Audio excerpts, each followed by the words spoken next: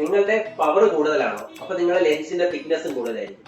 ആ ലെൻസിന്റെ thickness കുറയ്ക്കാനാണ് high index ലെൻസുകൾ ചൂസ് ചെയ്യേണ്ടത്. 1.61, 1.67, 1.74 ആ ഒരു കണക്കിലാണ് നമ്മുടെ ലെൻസിന്റെ ഇൻഡെക്സ് പോകുന്നത്.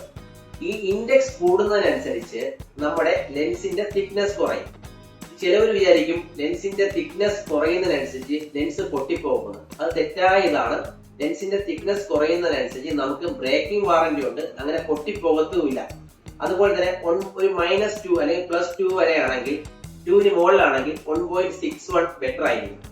ഹാഫ് ഫ്രെയിം, ഫ്രെയിംലെസ് എല്ലാം ഫിറ്റ് ചെയ്തതിന് ഒരു പ്രശ്നവുമില്ല, ബ്രേക്കിംഗ് വാറന്റി ഉണ്ട്. ഇനി നിങ്ങൾ ഒരു -4 അല്ലെങ്കിൽ +4ന് മുകളിലാണെങ്കിൽ 1.67 പോവുക.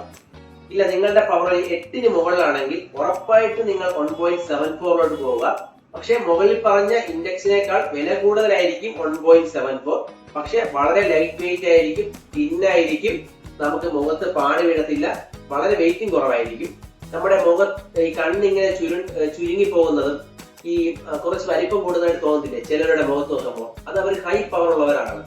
പക്ഷെ ഈ ഹൈ ഇൻഡെക്സ് ലെൻസ് വെച്ചാൽ ആ പ്രശ്നം ഒരു പരിധി വരെ നിങ്ങൾക്ക് പരിഹരിക്കാൻ പറ്റും. ഈ ഇൻഡെക്സിനെ കുറിച്ച് എന്ത് ഡൗട്ട് ഉണ്ടെങ്കിലും നമ്മളുമായിട്ട് ബന്ധപ്പെടാം.